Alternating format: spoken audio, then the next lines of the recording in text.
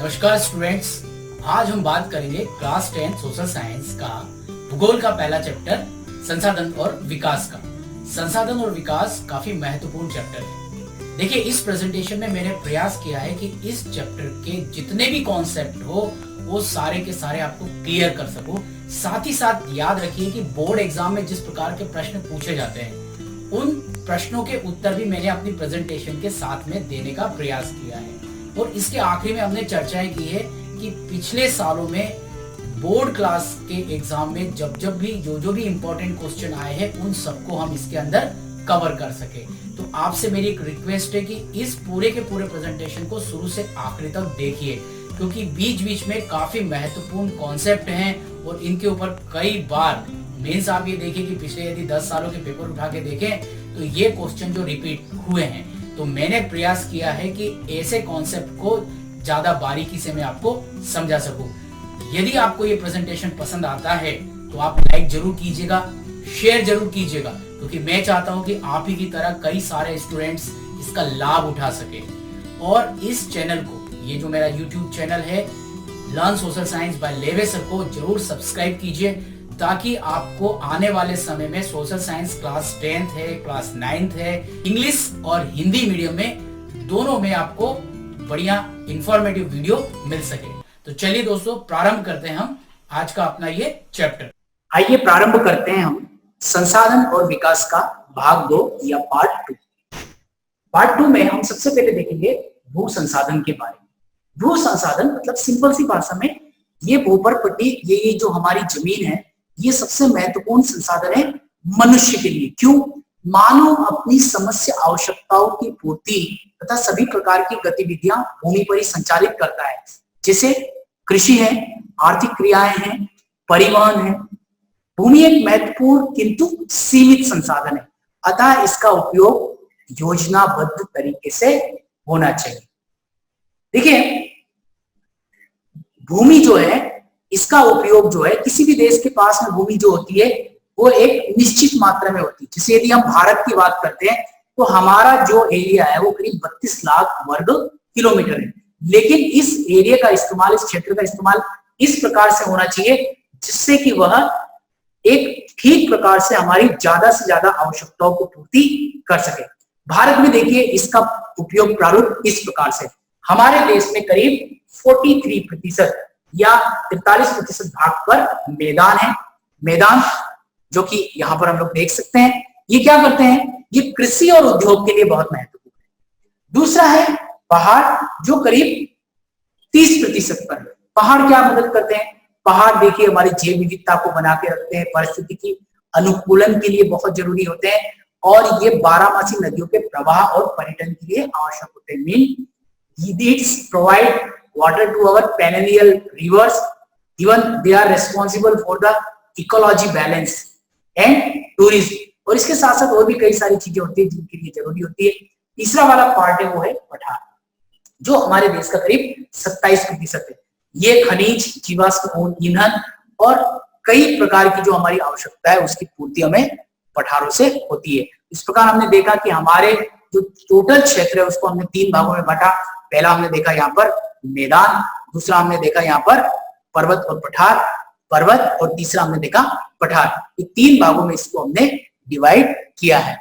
चलिए आगे बढ़ते हैं और आगे देखते हैं हम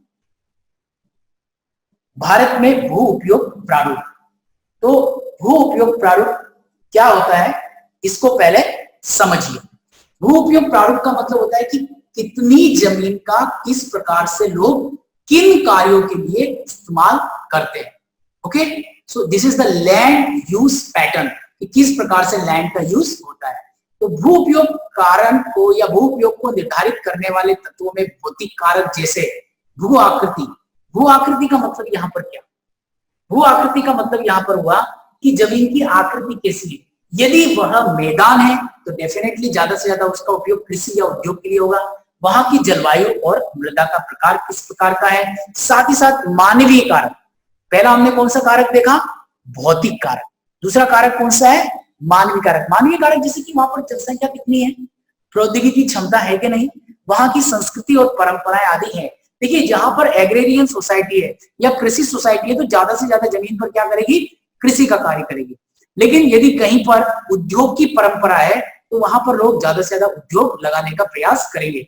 भारत के 54% क्षेत्र ही कृषि योग्य है, परंतु विभिन्न राज्यों में इनका प्रतिशत अलग अलग है। पंजाब में इसका प्रतिशत 80 है, पंजाब और हरियाणा में 80 से ऊपर है।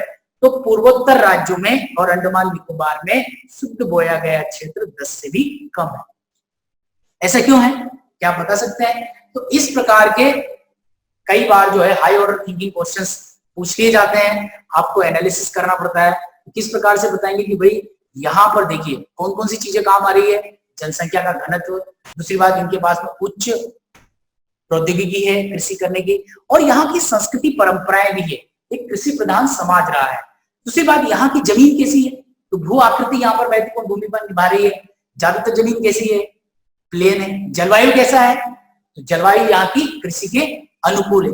मृदा का प्रकार कैसा है, जड़ोल मृदा है, ठीक है। सो आप जब इसका आंसर लिखेंगे 5 मार्क्स में या 3 मार्क्स में, तो ऊपर दिए गए ये जितने भी कारक दिए गए हैं आप इनका जिक्र जरूर कीजिए कि इन कारकों से।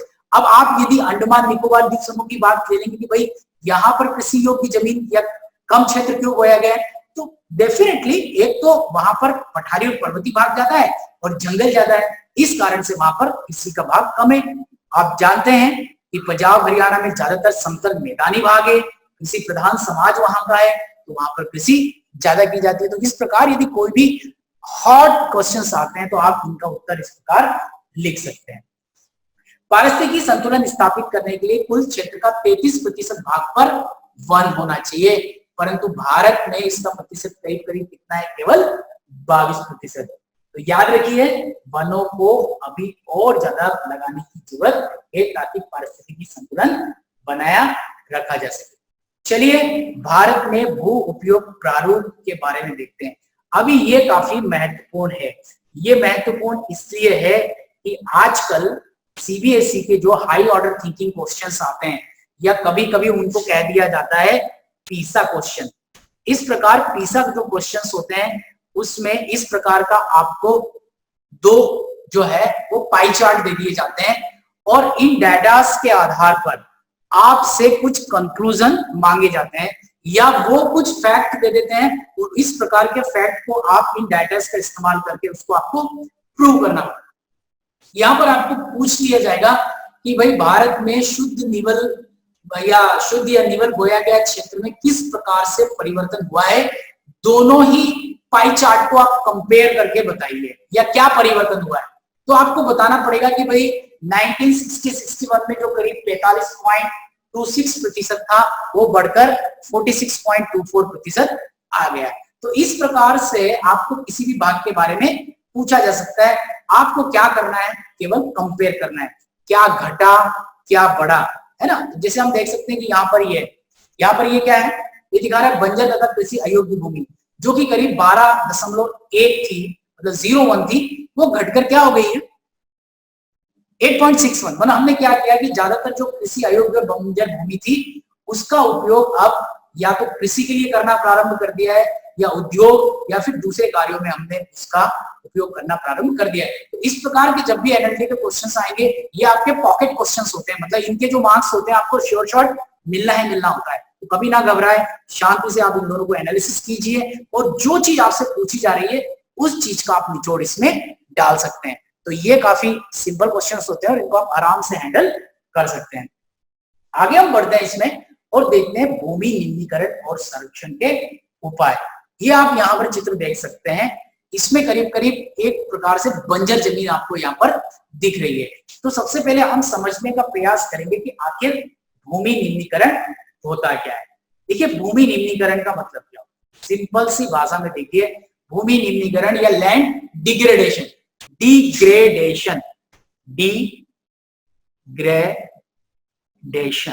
What is the meaning of degradation. आपको क्या हुआ है, उसका ग्रेडिंग या उसकी क्वालिटी क्या कर दिया आपने, डे कर दिया है। यहाँ पर ये एक प्रकार से प्रीफिक्स लगा हुआ है, इसका मतलब है कि उसकी क्वालिटी आपने क्या कर दी है, निम्न कर दी।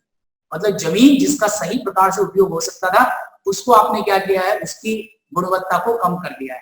तो हम देखते हैं कि विभिन्न मानवीय और प्राकृतिक क्रियाकलापों के कारण, okay, various human as well as natural factors के कारण जो भूमि की उपयोग क्षमता जो होती है, ठीक है, यहाँ पर जो इसको हम बोलते हैं कि यूज कैपेसिटी जो होती है कम हो जाती है, उसको हम बोलते हैं भूमि निम्नीकरण या land degradation. Okay, so land degradation जो है वो हो ही रहा है। इसमें आप देखिए भारत में इस करीब करीब इस समय 13 करोड़ हेक्टेयर जमीन ऐसी है जो भूमि निम्नीकृत है। इसमें 28% भूमि निम्नीकृत वनों के अंतर्गत आती है और 56% क्षेत्र जो है वो जल अपवर्तित क्षेत्र है। इसको इंग्लिश में बोलते हैं वाटर लॉगिंग एरिया। मतलब हमने बहुत सारे डैम बनाए, बहुत सारी जगह पर पानी रोका है, इन सबके कारण भी जो है वो जमीन जो है अब किसी उपयोग के लिए नहीं रही। शेष जो है वो लवणीय और क्षारीय है। इसके अलावा भी कुछ और इंपोर्टेंट है जैसे वनोन्मूलन या डिफॉरेस्टेशन, अत्यधिक सिंचाई मतलब एक्सेसिव इरिगेशन, खनन, खनन का मतलब होता है माइनिंग, अति पशुचारण या एक्सेसिव गैसिंग, और इसके साथ है भूमि निम्नीकरण के ये सारे के सारे प्रमुख कारण है जिसने क्या किया है कि भूमि की जो इसकी जो क्वालिटी थी उस क्वालिटी को इफेक्ट किया है। याद रखिए ये कभी कभी 5 मार्क्स में पूछा जाने वाला प्रश्न है कि भूमि निम्नीकरण क्या है तथा इसके संरक्षण के उपाय बताइए। तो यहाँ पर 2+3 में आपसे इस प्रकार के प्रश्न पूछ लेते हैं। आइए अगले वाले सेक्शन में हम बात करते हैं इसके संरक्षण की। तो जनरली क्या होता है कि यदि आप बीमारी के कारण को जान जाए तो आधा निवारण तो वही हो जाता है। तो जो हमने कारणों को देखा यदि उन्हीं को हम उल्टा कर देंगे तो वही हमारा निवारण हो जाता है। मतलब the problem will be the remedy. यदि हम उसको बिल्कुल रिवर्स कर देंगे तो जो प्रॉब्लम है वो रेमेडी हो सकती है। तो उसके लिए हमको क्या क्या करना है, बड़ा सिंपल है, वृक्षारोपण, ठीक है, ज्यादा से ज्यादा पेड़ लगाएं, मिट्टी की क्वालिटी बनी रहे, ठीक है। उसके बाद में नियंत्रित पशुचारण करें जिससे कि जमीन की क्वालिटी खराब ना हो। अब प्रश्न बनता है कि पशुचारण के कारण क्या होता है। इसमें कई बार क्या होता है कि जो छोटे मोटे पादप होते हैं, जो छोटे छोटे पौधे प्लांट होते हैं, उनको पशु अपने साथ खा जाते हैं। फलस्वरूप क्या होता है, वो मिट्टी धीरे धीरे बंजर बनना चाहती है। इसके साथ ही चारागाह जो होता है उसका उचित प्रबंधन होना चाहिए। चारागाह मतलब जहां पर पशु को चराया जाता है। खेत के आसपास सुरक्षा मेखला का निर्माण करना चाहिए जिससे कि क्या हो कि रेगिस्तानी रेत वगैरह है वो वहां पर जमना नहीं चाहिए। कांटेदार झाड़ियों की मदद से आप रेगिस्तान के विस्तार को रोक सकते हैं। खनन नियंत्रण एवं खानों की उचित रूप से ढकना। आपने देखा होगा कई जगह पर क्या होता है, खनन के द्वारा चाहे उसमें से पत्थर निकालना हो या खनिज निकालना हो, उन खानों को वैसे ही छोड़ दिया जाए जो आगे जाके किसी काम की नहीं रहती है। तो इनका उचित प्रबंधन होना चाहिए, इनको इनकी लेवल को भरना चाहिए, थोड़ी मिट्टी भी कहीं से लाके डालनी चाहिए ताकि कुछ सालों के बाद जाके इनका दूसरी तरीके से इस्तेमाल किया जा सके। तो यहाँ पर हमारा एक 5 मार्क्स का क्वेश्चन जो है वो उसका आंसर हमको मिल गया। अब हम बात करेंगे आगे जाके मृदा संसाधन। मृदा का मतलब क्या होता है, मृदा मतलब सॉइल। सॉइल क्या होती है, देखिए सॉइल जो है वो जनरली इसमें कंफ्यूज मत होइए, जो हमारी पृथ्वी होती है, पृथ्वी का जो ऊपर का जो लेयर होता है, ठीक है, उसकी जो कुछ सेंटीमीटर की जो परत होती है यही होती है सॉइल, जिसे हम बोलते हैं मृदा या मिट्टी। प्रायः ये जो होती है वो सबसे ज्यादा उपजाऊ होती है। यहाँ पर एक पूरा का पूरा जो है वो बताया गया है कि इसकी कौन कौन सी परतें होती है। देखिए आप जैसे जैसे नीचे जाएंगे ये केवल सपोर्टिव होती है, बाकी जो सबसे उपजाऊ परत होती है वो ये होती है, ठीक है। सो अब हम देखेंगे परिभाषा की तरफ। मृदा एक महत्वपूर्ण नवीकरणीय प्राकृतिक संसाधन है। मानव से लेकर सभी पेड़ पौधे जीव जंतु प्राय इसी के माध्यम से अपना भोजन प्राप्त करते हैं। मृदा की कुछ सेंटीमीटर परत बनने की प्रक्रिया में कितने साल लग जाते हैं, लाखों साल। तो आप समझ सकते हैं कि कुछ सेंटीमीटर की परतों के निर्माण में लाखों साल लगने के कारण ये हमारे लिए कितना महत्वपूर्ण संसाधन है। चलिए इसके बनने की प्रक्रिया में क्या क्या चीजें महत्वपूर्ण भूमिका निभाती है। तो सबसे पहले उच्चावाच, इंग्लिश में बोलते हैं रिलीफ फीचर। देन जनक शेल, पेरेंटल रॉक, ये किस चट्टान से बनी है। देन जलवायु, वहां की जलवायु कैसी है, वनस्पति, वन्य जीव और समय इसके मुख्य कारक होते हैं। इन कारकों के माध्यम से इसकी गति निर्धारित होती है कि भाई यह कितने सालों में बनती है। इसके साथ साथ और भी चीजें हैं जैसे कि तापमान, बहता हुआ जल, पवन, हिमनद जिसे ग्लेशियर कहते हैं, और अपघटन क्रियाएं इसके बनने में योगदान देती है। देखिए क्या होता है, चट्टान है, तापमान के कारण वह क्या होगी, अपघटित होगी। अपघटित होगी तो छोटे छोटे टुकड़ों में बटेगी। उसके साथ साथ में क्या होता है कि और भी जो टेम्परेचर वाले जो तत्व है इसके साथ में उसके और महीन कणों में उसको परिवर्तित करेंगे। उसके साथ में जब अजैव और जैव दोनों तत्व मिलेंगे तो वह जाके मृदा का रूप लेती है। तो ये सारे के सारे जो तत्व है वो इसमें महत्वपूर्ण भूमिका निभाते हैं। यहाँ पर मृदा में लिखा हुआ है जैव और अजैव तत्व दोनों इसके अंदर शामिल होते हैं। जैव मतलब बायोटिक और अजैव मतलब एबायोटिक। जैव में कौन कौन से होंगे?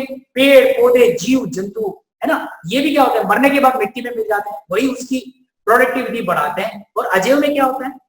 चट्टाने हैं, ठीक है, टेम्परेचर है, ये सारी की सारी चीजें जो है वो अजैव तत्वों के अंतर्गत आती है। चलिए आगे बढ़ते हैं और हम देखते हैं मृदाओं का वर्गीकरण। तो मृदाओं का वर्गीकरण करते समय भी यही सारे के सारे फैक्टर्स काम करते हैं जो अभी हमने देखे थोड़ी देर पहले। तो भारत में अनेक प्रकार के उच्च आवाज, मैंने बताया relief feature, definitely relief feature जो है वो बहुत महत्वपूर्ण भूमिका इसमें निभाता है। क्यों निभाता है? कि जैसा रिलीफ फीचर होगा वैसा ही करीब करीब आपकी मृदा का स्वरूप भी होगा, ठीक है। उसके साथ में आकृतियां, जलवायु, वनस्पति मृदाओं के विभिन्न तत्वों जैसे उनके रंग, रूप, गहराई मतलब कितनी गहरी है, उसका गठन, रासायनिक एवं भौतिक गुणों को निर्धारित करती है। जिस चट्टान से वह टूटकर मिट्टी बनी है उस चट्टान के जो गुण है, रासायनिक मतलब केमिकल और फिजिकल जो भी प्रॉपर्टी है वो प्रॉपर्टी उस मिट्टी के अंदर आ जाती है। तो यहाँ पर हम देखते हैं कि इसको भारत में जो मिट्टी पाई जाती है उनको हमने बांटा है करीब 6 भागों में। कौन कौन से है ये? यह है जलोढ़ मृदा, इंग्लिश में इसको एलुवियल सॉइल कहा जाता है। अगला वाला है काली मृदा या काली मिट्टी, ब्लैक सॉइल। इसके बाद है लाल एवं पीली मिट्टी जिसे हम बोलते हैं red and yellow soil. Then है लेटराइट मृदा जिसे लेटराइट ही कहा जाता है।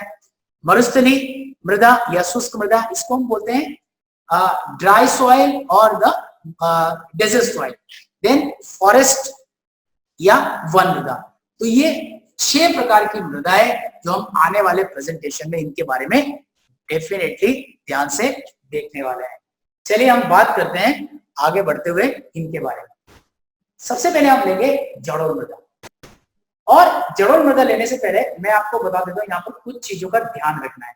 अब इस चैप्टर में से जो क्वेश्चन बनते हैं वह बनते हैं मृदा के किसी भी प्रकार को ले लिया जाता है और उसके बारे में आपसे जानकारी पूछ ली जाती है, जैसे कि उसकी विशेषताएं बताइए, उसका विस्तार बताइए, उसमें कौन कौन सी फसलें होती है। तो जब आप इसको पढ़ेंगे तो कुछ इसको सब टॉपिक में बांट। पहली चीज तो इसके गुणधर्म क्या है, मतलब इसकी विशेषताएं क्या है, इसकी स्पेसिफिकेशन क्या है। दूसरा है कि ये देश के किन भागों में पाई जाती है। और तीसरा आपका जो सब पार्ट होगा वो होगा कि यह कौन कौन सी फसल के लिए उपयुक्त है।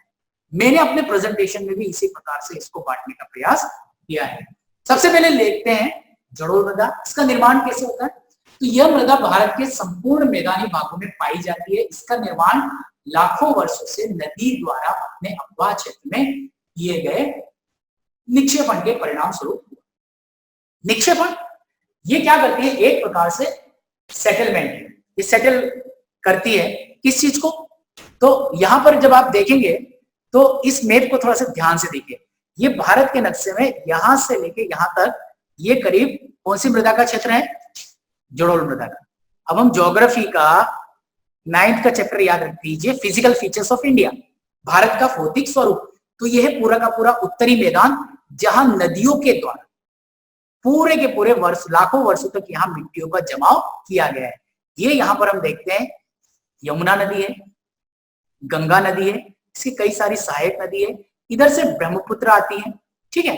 सो ये इस मैदान का निर्माण करती है। यहाँ पर सतलज है, यहाँ पर सिंधु नदी है। तो ये सारी की सारी नदियों द्वारा कई सालों तक यहाँ पर इस निक्षेपण करके यह मिट्टी बिछाई जाती है। इस मिट्टी को हम जलोढ़ मृदा कहते हैं। तो इसका विस्तार हमने देख लिया कि करीब करीब पूरा का पूरा उत्तर भारत, यहाँ पर पंजाब, हरियाणा, उत्तर प्रदेश, देन बिहार, असम, वेस्ट बंगाल, राजस्थान का कुछ भाग, साथ ही साथ गुजरात का ये भाग, और यदि हम दक्षिण में जाएं तो सभी नदियों का डेल्टा, ये पूरा का पूरा डेल्टाइक प्रदेश है जहां पर की जलोढ़ मृदा पाई जाती है। चलिए आगे बढ़ते हैं और हम देखते हैं इसकी और अन्य विशेषताओं के बारे में। जलोढ़ मृदा, इसकी विशेषता क्या है जलोढ़ मृदा को आयु के आधार पर दो भागों में बांटा गया है, पुराना जलोढ़ जिसे हम बांगर कहते हैं तथा नया जलोढ़ जिसे खादर कहते हैं। याद कीजिए 9th क्लास में इसके बारे में हमने डिटेल में पढ़ा है, खादर क्या होता है, बांगर क्या होता है। देखिए खादर का मतलब क्या होता है, खादर ये बड़ा उपजाऊ मैदान होता है, जैसे कि सपोज यहाँ पर हम कह सकते हैं कि नदी है, ठीक है, ये जो नदी के साथ साथ वाला जो आजू बाजू का जो इसका एरिया होता है, यहाँ पर नदी हर साल अपने पास अपने द्वारा एक जो है वो बहुमूल्य उपजाऊ मिट्टी बिछा देती है, करीब करीब जब भी बाढ़ आती है, ठीक है। तो ये नजदीक का जो मैदान होता है ये बड़ा उपजाऊ होता है, इसी को कहते हैं खादर। और ये जो मैदान है, ये जो दूसरा मैदान है जो दूर का है, जहां पर प्राय खंड बड़े होते हैं और कंपेरेटिवली कम उपजाऊ होता है, इसे कहा जाता है बांगर। बांगर पुराना जलोढ़ मैदान होता है, इसमें कंकड़ की मात्रा अधिक होती है, खादर की तुलना में यह उपजाऊ भी कम होता है। खादर जिसे नया जलोढ़ कहा जाता है, ये बहुत महत्वपूर्ण होता है। अब कुछ वर्ड याद कीजिए, जैसे इसमें पोटास, फास्फोरस और चूना, इसकी मात्रा ज्यादा हो। आइए हम बात करते हैं, तो जनरली ये बड़ी उपजाऊ मिट्टी होती है और इसमें जल ग्रहण क्षमता ज्यादा होने के कारण करीब करीब ये सारी फसलों के लिए ये बहुत ही उपयुक्त होती है। मुख्य फसलें इसकी जो है वो चावल है, गेहूं है, अन्य अनाज जैसे दलहन, तिलहन है, इसके साथ साथ ही गन्ना है, और आजकल पंजाब हरियाणा में तो इसके ऊपर कपास भी पैदा किया जा रहा है। तो ये हुई हमारी जलोढ़ मृदा। आगे जाइए और आगे हम बात करते हैं काली मृदा के बारे में। काली मृदा या काली मिट्टी जिसे कहा जाता है, इसको रेगुर भी कहा जाता है कहीं कहीं। इसका निर्माण एक्चुअली कैसे हुआ है कि ये जो पूरा क्षेत्र है, देख रहे हैं यहाँ पर, ये जो प्रायद्वीपीय भारत का पूरा क्षेत्र है, ये है काली मृदा का क्षेत्र, और ये हुआ गुजरात का क्षेत्र है। यहाँ पर ज्वालामुखी अपर्दन के कारण जो लावा बाहर आया, बाद में इसी में जो हमने शुरू में देखा था, इन प्रक्रियाओं के माध्यम से यहाँ जिस मृदा का निर्माण हुआ उसे काली मृदा या रेगुर भी कहा जाता है। ये ज्वालामुखी प्रक्रिया के द्वारा हुआ है। ये महीन कणों से युक्त होती है, यहाँ पर महीन कणों से युक्त है, और इसमें नमी धारण करने की क्षमता बहुत अधिक होती है।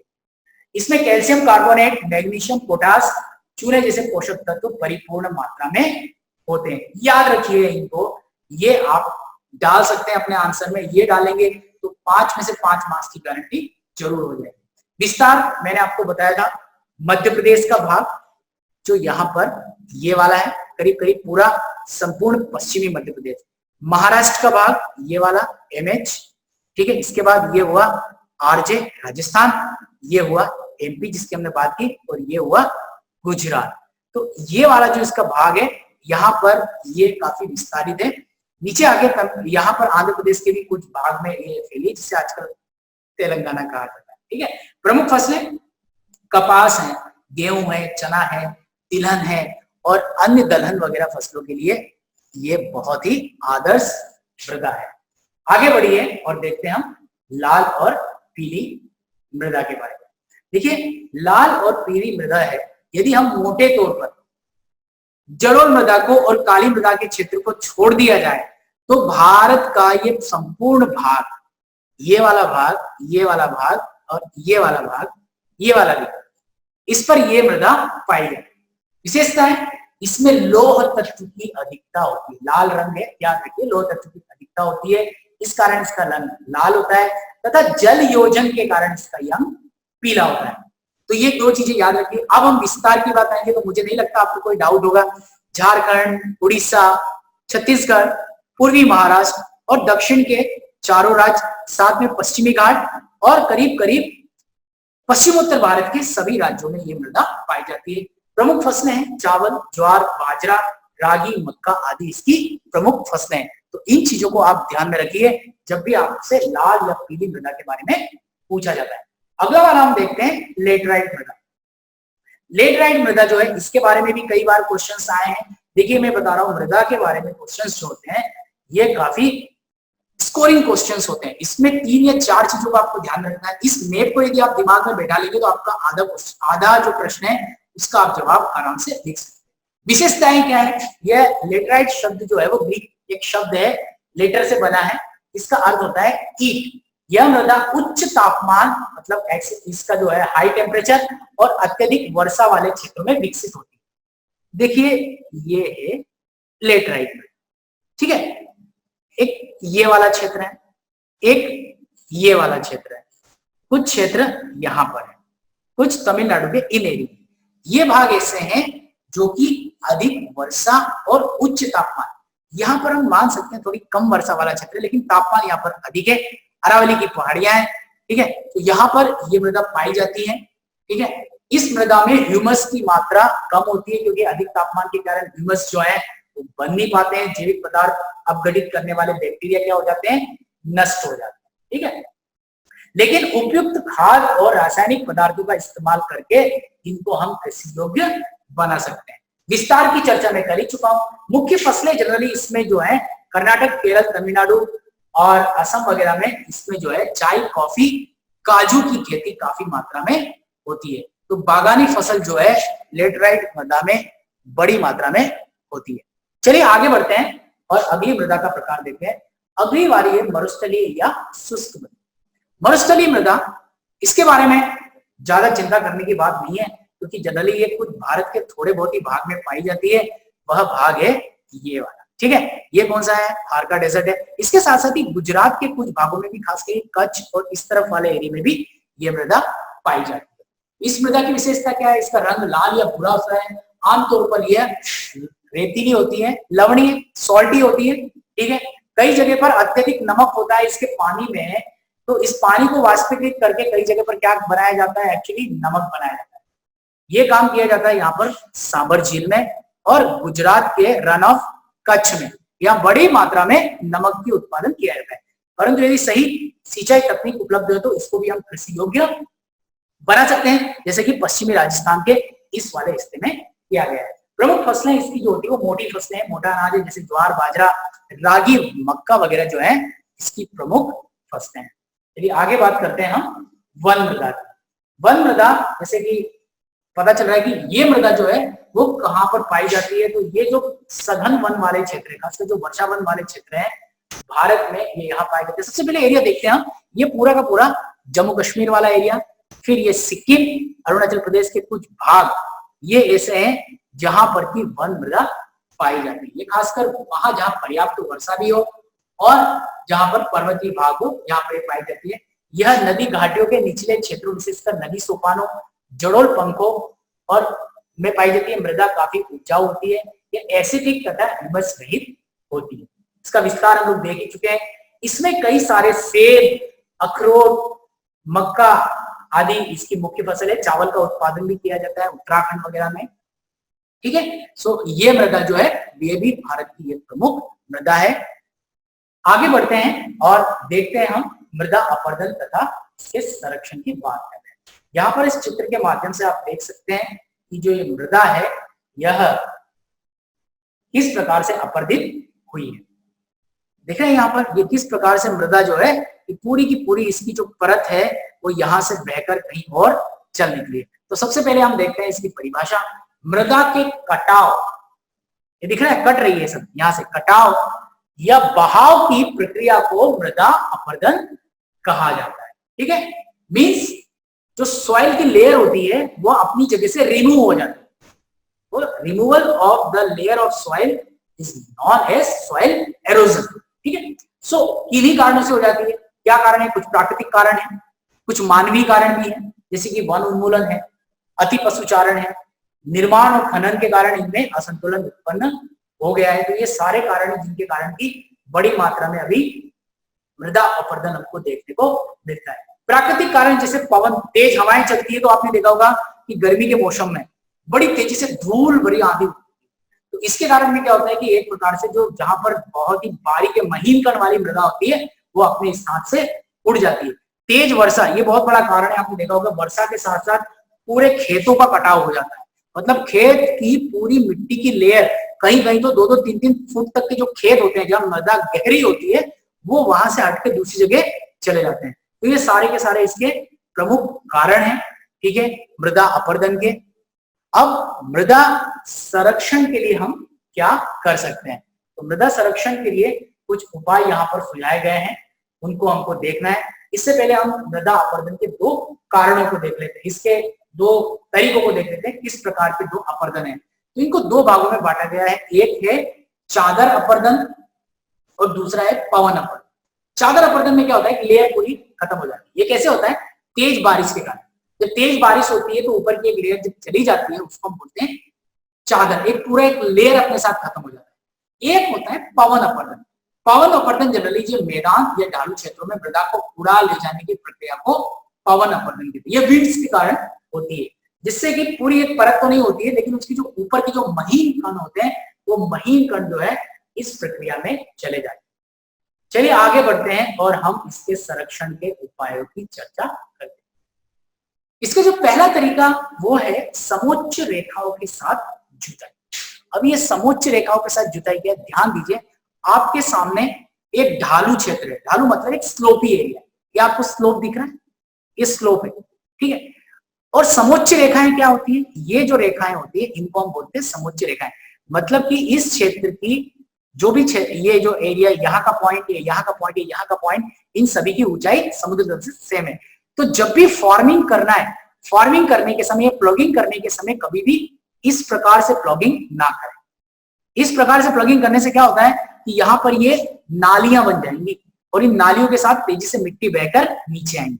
तो इस प्रकार की आपको प्लगिंग ना करके किस प्रकार की प्लगिंग करना है, प्लगिंग करना है आपको इस प्रकार, ठीक है। इस प्रकार की प्लगिंग करने से क्या होगा कि यदि बारिश के दौरान जल यहां से मृदा को लेके भी गया तो वो क्या होगा, यहां आके रुक जाएगा। यदि यहां से बह के भी गई मृदा तो यहां आके रुक जाएगी।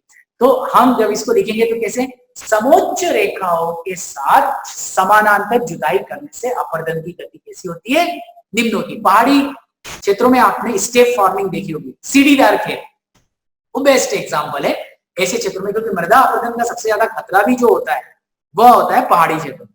फसलों के बीच घास की पट्टियां उगाने से पवन के द्वारा होने वाले अपरदन को कम किया जा सकता है। ये घास की पट्टियां क्या होती है, उस मिट्टी को कड़क बांध के रखती है अपने साथ। साथ ही साथ खेतों के आसपास वृक्षों की रक्षा मेखला होनी चाहिए।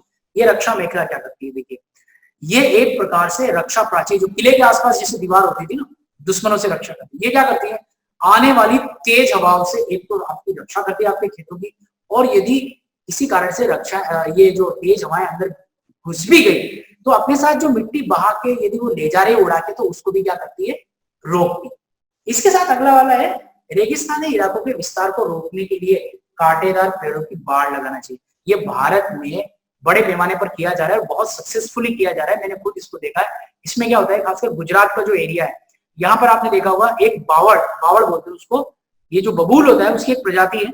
इसकी जो शाखाएं आती है बड़ी लंबी लंबी शाखाएं होती है ऐसी, और इनके पत्ते जो होते हैं वो एवरग्रीन होते हैं, हमेशा ग्रीन पत्ते होते हैं। ये पेड़ जो ज्यादा हाइट नहीं पकड़ता है और ये जो है वो जमीन के आसपास ही इस प्रकार से रहता है, ठीक है। तो इसमें जब भी तेज हवाएं आती हैं और अपने साथ रेगिस्तानी मिट्टी को उड़ा के जो हमारी उपजाऊ मिट्टी की तरफ लाने का प्रयास करती है, तो ये पेड़ों की शाखाएं क्या करती हैं, इनकी पत्तियों की मदद से उसको, इन कणों को वो यहीं पर सेट कर देती है। तो ये जो रेतीले कण है ये आगे नहीं बढ़ पाते हैं, ठीक है। तो ये रेगिस्तान को बढ़ने से रोकने का एक बहुत अच्छा तरीका है कि रेगिस्तानी एरिया के आसपास वाले क्षेत्रों में तो कांटेदार पेड़ है उनको लगाई जाना चाहिए, जिससे कि ये जो रेत जो है वो आगे बढ़कर जो उपजाऊ जमीन है उसको प्रभावित ना करे। चलिए आगे बढ़ते हैं और देखते हैं संभावित प्रश्न। इस चैप्टर से या इस पर्टिकुलर पार्ट से संभावित प्रश्न कौन कौन से पूछे गए। ये संभावित प्रश्न मैंने सीबीएसई के कई वर्षों के प्रश्न पत्रों को देखने के बाद में कुछ कॉमन क्वेश्चंस निकाले हैं जो 1-2 साल के बाद में रिपीट होते हैं।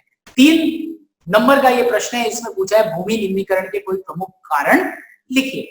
निम्नीकरण का मतलब क्या होता है, मतलब जिससे भूमि की क्वालिटी कम हो जाए। देखिए सिंपल से है, तो आपको एक छोटा सा 1.5 लाइन का इंट्रोडक्शन लिख देना है कि भूमि निम्नीकरण का अर्थ है विभिन्न मानवीय या प्राकृतिक क्रियाकलापों के कारण भूमि की उपयोग क्षमता में कमी आ जाना इसके प्रमुख कारण है। वनोन्मूलन, अत्यधिक सिंचाई, खनन, उद्योग, अति पशुचारण भूमि निम्नीकरण के प्रमुख कारण है।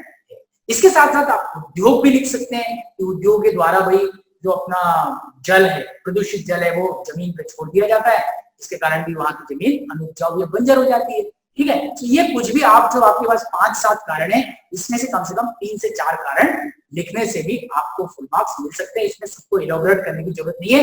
लेकिन यदि यही क्वेश्चन 5 मार्क्स में आएगा तो क्या करना पड़ेगा, आपको बढ़िया से इनको इलेबोरेट करना पड़ेगा। साथ ही साथ में लास्ट में क्या करना पड़ेगा, आपको एक कंक्लूजन लिखना पड़ेगा कि उपयुक्त कारणों से भारत जैसे देश में बड़े पैमाने पर भूमि निम्नीकरण हुआ है।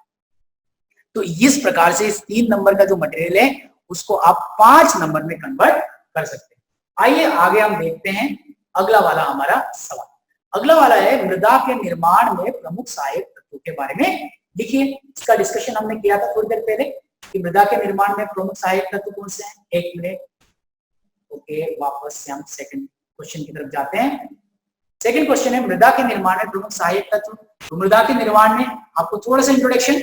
मृदा एक महत्वपूर्ण नवीनकरणीय प्राकृतिक संसाधन है। इसके बनने की प्रक्रिया में उच्चावाच, जनकशैल, जलवायु, वनस्पति, वन्य जीव और समय मुख्य कारक है।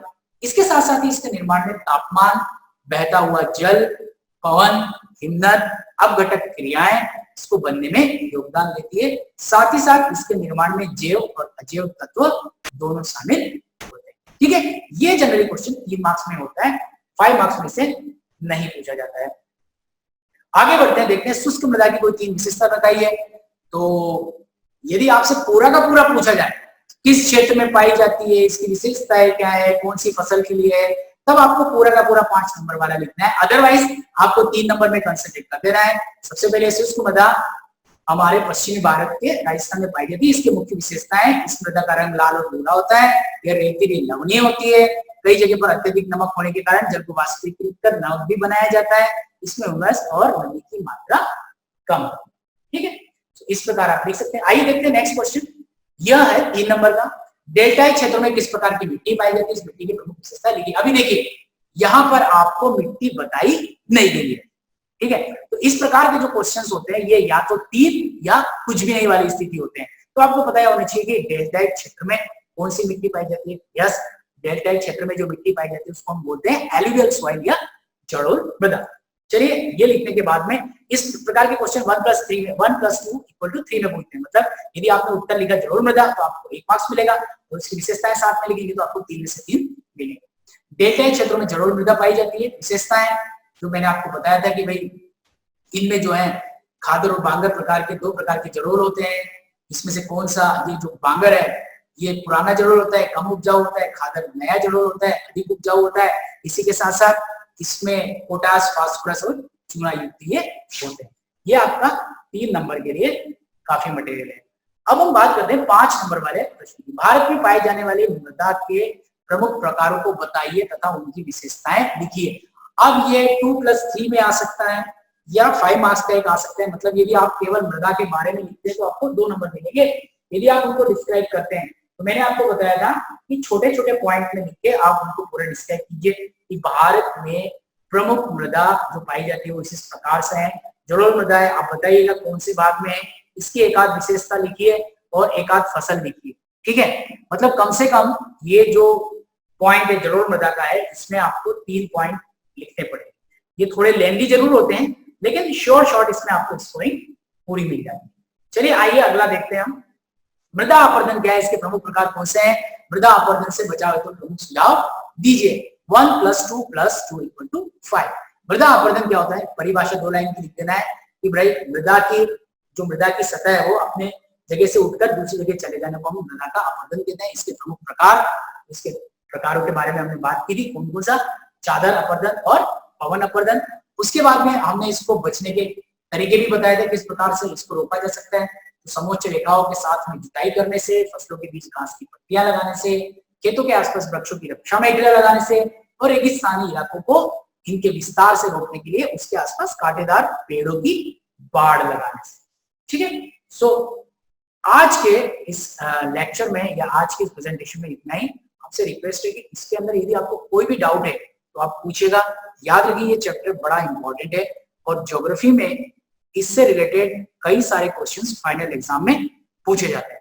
आई होप कि आपको ये वीडियो पसंद आया होगा और आपके कमेंट्स की मुझे काफी जरूरत है क्योंकि आपके कमेंट्स के अनुसार मैं आपकी रिक्वायरमेंट के अनुसार मटेरियल बनाऊंगा। Thank you very much.